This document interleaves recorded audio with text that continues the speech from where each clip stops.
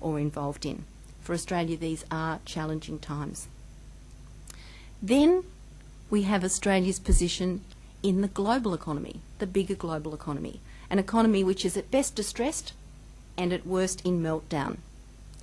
The data on consumer confidence that I talked about a minute ago, up to 116, 116.8, shows that many Australians believe that Australia is somehow immune to the troubles facing many countries around the world. So far, our mining boom and our resources boom has protected us from the worst of the global financial crisis. But two things are happening. Firstly, we're beginning to see threats to that security, the security that comes from the mining boom, through the downward pressure on resources prices. And secondly, there's a little more insidious, as the government seeks to sort of balance the economy, the internal economy, through legislation, like the mining tax, etc., we anticipate that there will be really substantial debate and concern arising over the mining tax and its implications for states' rights and resource nationalisation. These will become really big topics of discussion at the highest level, and they have implications for global competition for capital and for overseas investment in Australia. So those things will be on the agenda, and we see will be bigger and bigger important issues.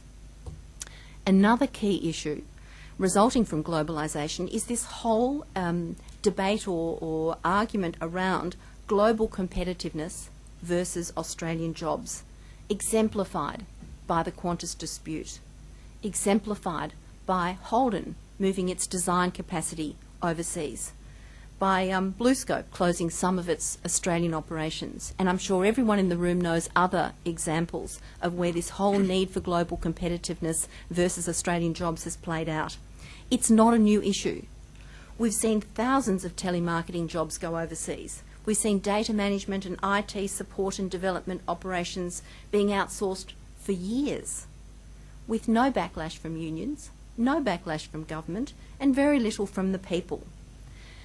And I guess while everything's going well, while people have jobs and they're happy and really comfortable, no one really minds if these jobs go overseas. But in tough economic times, with growing unemployment and an ever-increasing flow of jobs outside the country to cheaper, more flexible workforces in other countries, the straw that will break this camel's back can't be too far away. So we think that will be a really big issue. And nobody seems really serious about productivity gains. The increasingly important issue of asylum seekers, refugees and border control is unlikely to be resolved in any simple way to the Australian population's satisfaction or any time soon. The issue has become inextricably intertwined with party politics, and the real problems that need to be discussed have been covered over with the language of political correctness. Humanitarian concerns come up against prejudice, envy and fears of all kinds. At best, this one will be a festering sore for Australia for some time to come. But if unemployment continues to increase, if we see more protests and social disruption, especially race riots or race-related problems, this issue could escalate out of control.